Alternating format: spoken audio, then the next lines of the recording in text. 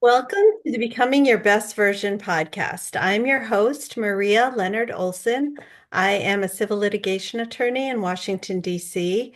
I am a TEDx speaker, a journalist, author, and mentor to women in recovery.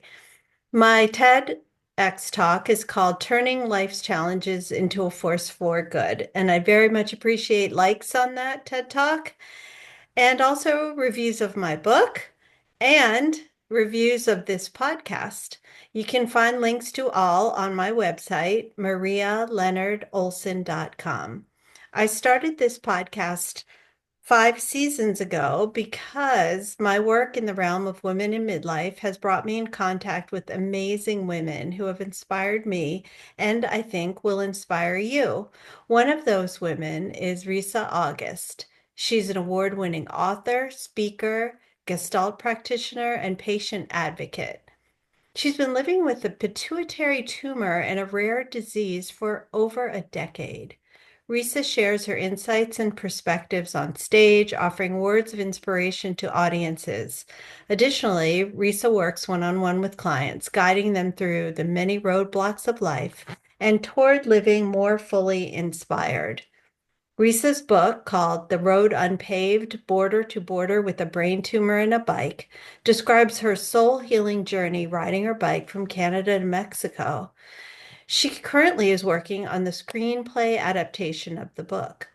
A girl with sparkles in her hair and once an Ironman athlete, Risa still has a passion for her bike and barbells.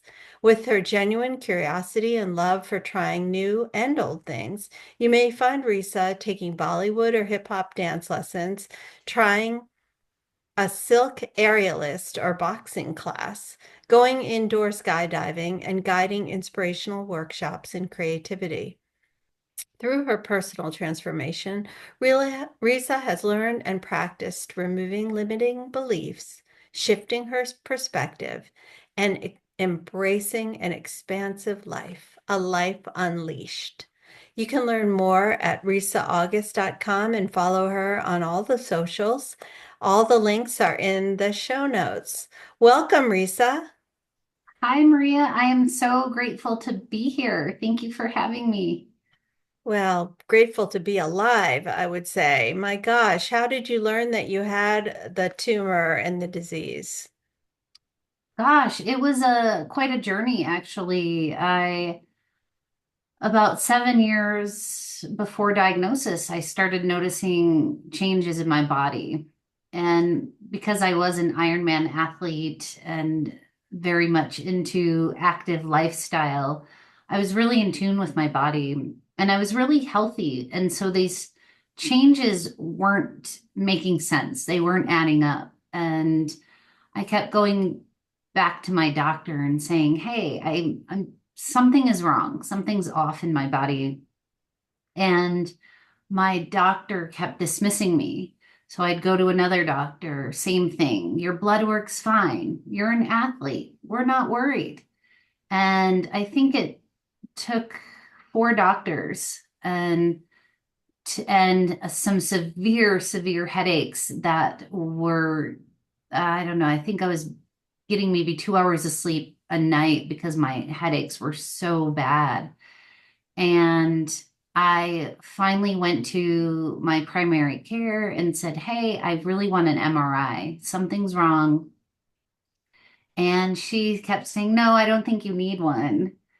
And it was about the third time I said, "Order me the MRI." And a week later, I had a one sentence email from her saying, "You have an enlarged pituitary, go see an endocrinologist." I had no idea what the endocrinologist was or what a pituitary tumor or enlarged pituitary was. And I went to see the endocrinologist and I finally felt like I had someone on my team. And I learned all about what I had, the disease related to it, connected to it, and how I would need to move forward in my life. Wow. Is this what led you to become a patient advocate also?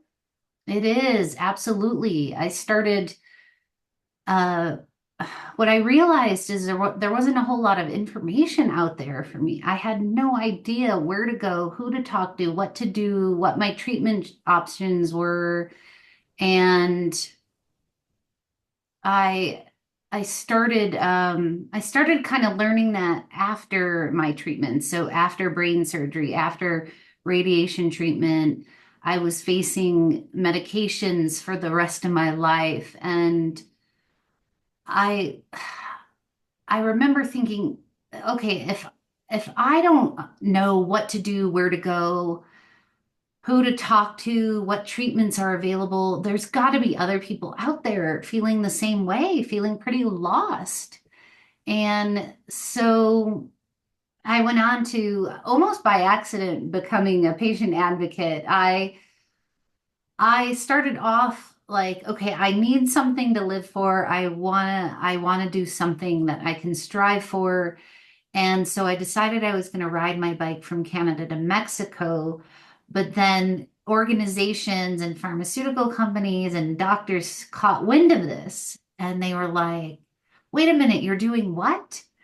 And that's sort of where the patient advocacy began. I think those facing diseases like mine are oftentimes told what we shouldn't do, told what we can no longer do. And I was out to prove everyone wrong. That, Mm, wait a minute, I get to decide that, nobody else. yes. Oh, that's really inspirational. And then you started working one-on-one with clients, guiding them through all sorts of roadblocks. I think in addition, or not only health roadblocks, correct? Yes, correct. I started realizing that, like I was in this place of stuckness and really almost stuck in my own limiting beliefs, like self-imposed limiting beliefs. And questioning, maybe the doctors are right. Maybe I shouldn't do this or that. And I also was very focused on what I couldn't do anymore. Like, wait a minute, but I was this Ironman athlete and I was this very rigid, health fanatic and event planner and I but it was exhausting. I quickly learned that one, my body would no longer do that.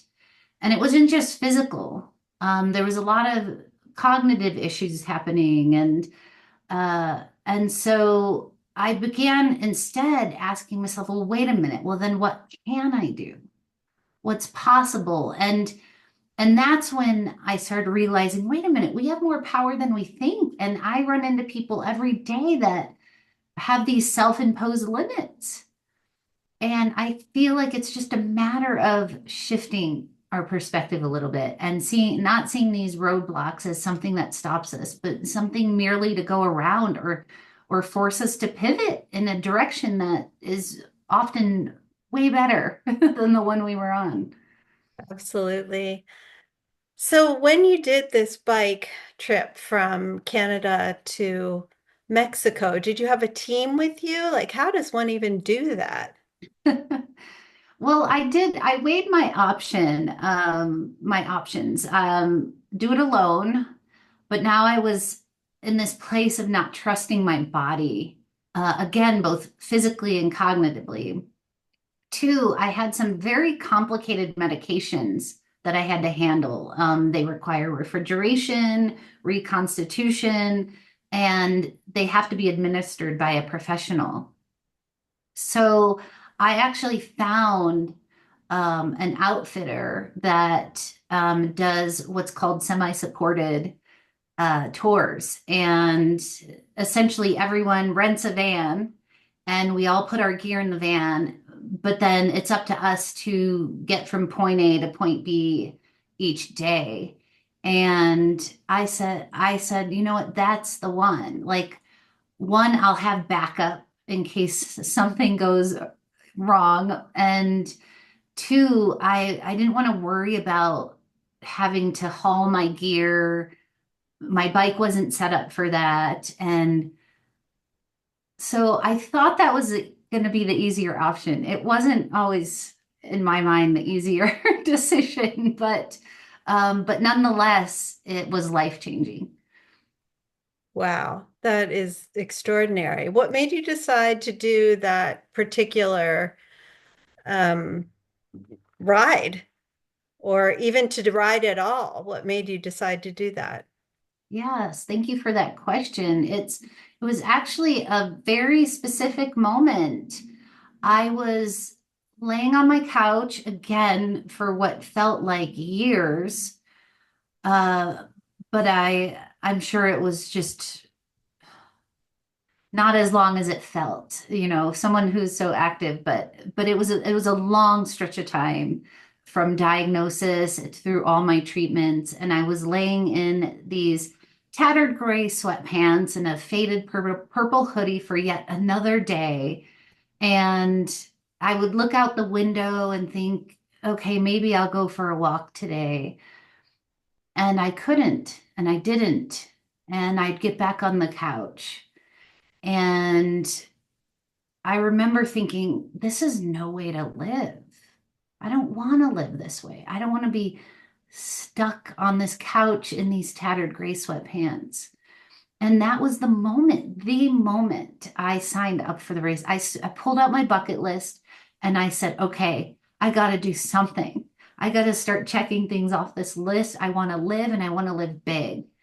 And um, I always wanted to ride my bike from coast to coast. And I started looking at different routes and I didn't really like any of the routes. And then I found the Pacific Coast bicycle route and I was like, that's the one. And I didn't even hesitate. I just I just signed up and I'm like, I'm doing this and I have 14 months to figure out how. Wow, that is impressive. Very impressive. So another two other things in your bio I wanted to ask you about. One is I was not familiar until you told me about it. What is a Gestalt practitioner for the benefit of our audience? Sure. So Gestalt is a um, loosely translated German word which means wholeness. And Gestalt is a holistic approach to coaching or therapy. It's very experiential and non-traditional. And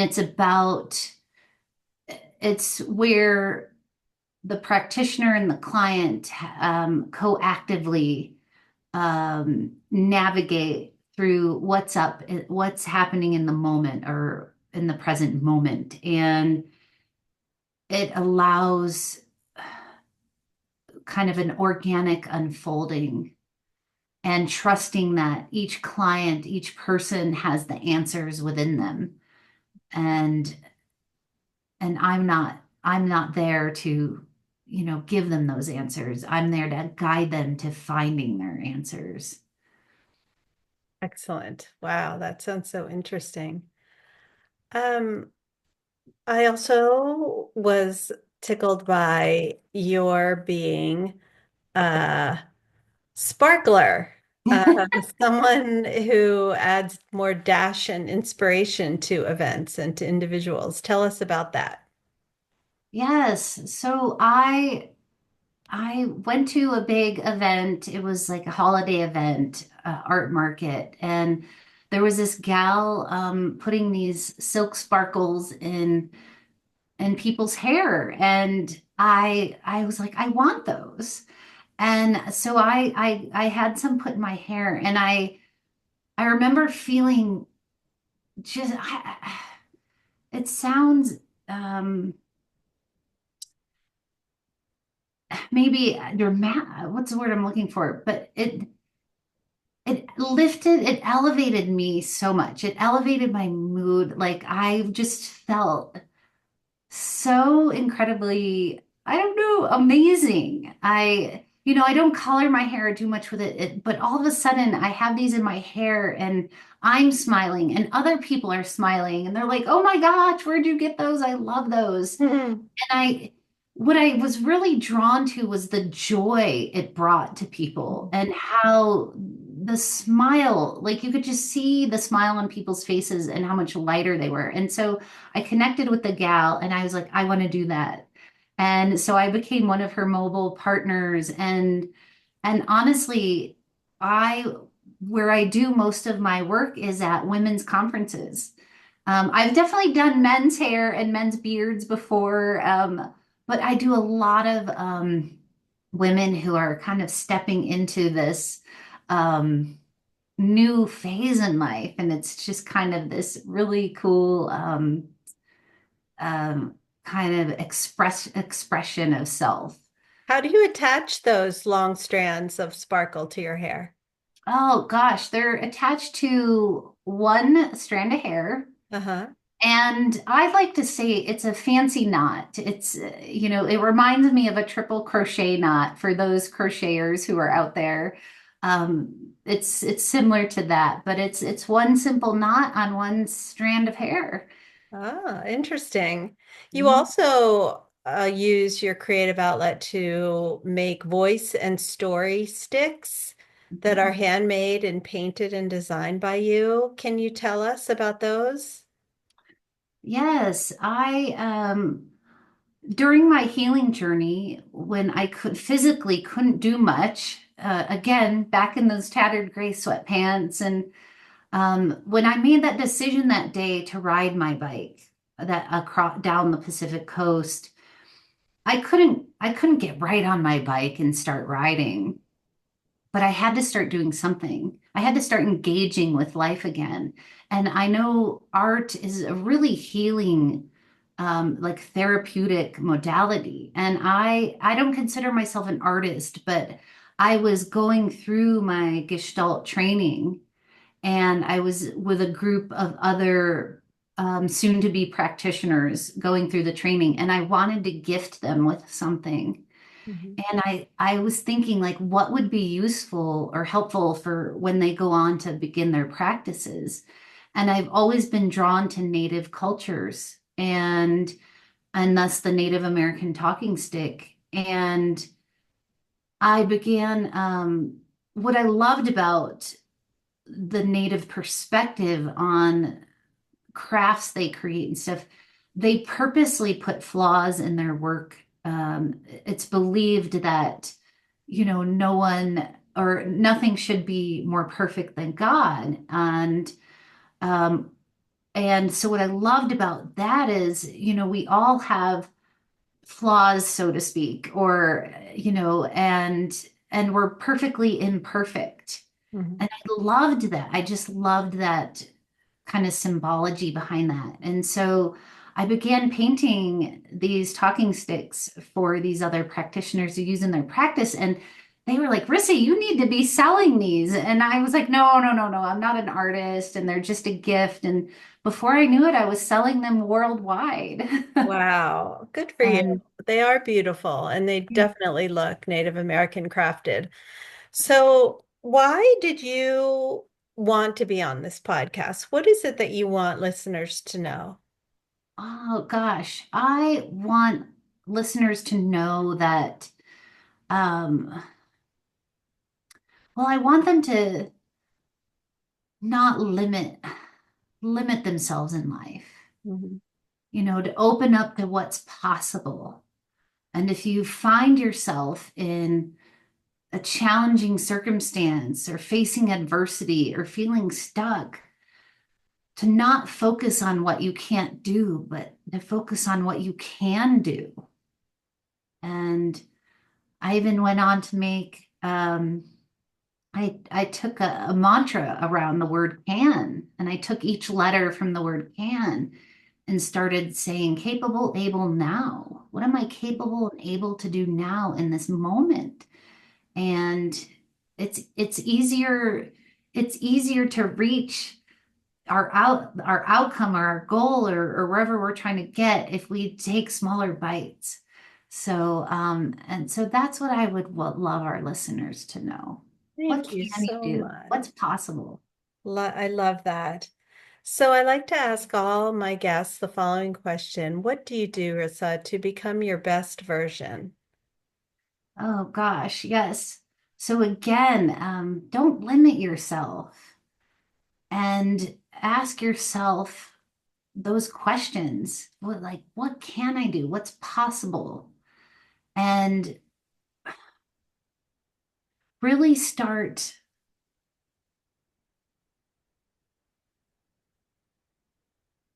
Sorry, I'm struggling to find the words here. My brain's been radiated, so and I can joke Oh, about it, but sometimes I lose my thought. But yes, it's just stay open to possibilities. And if you find yourself, up against a roadblock or feeling stuck, just shift your perspective just a little bit and see where that road takes you. mm, I love that. And maybe you can end with an example of someone you helped to see the light in this way. Oh, sure. Gosh. Well, I'll start with a quick story of my own. I Okay. I took one of my bucket list items. I always wanted to hike the Camino de Santiago in Spain. Hmm. And my body physically would no longer be able to do that. It would be too excruciating and painful. And so I thought, well, wait a minute. If I can't hike it, I can bike it. And so I got on my bike and I spent 16 days riding the Camino de Santiago. And instead of staying stuck in the belief of like, well, I can't do it this way, I opened up to, well, wait a minute. What are some other ways? What's possible there? Oh, that's beautiful. I encourage you all to check out risaaugust.com, risaaugust.com. Check out her social media and her book, The Road Unpaved, Border to Border with a Brain Tumor and a Bike, and get inspired. Thank you so much, Risa. Thank you for having me, Maria. This was wonderful. I appreciate you. I appreciate you too.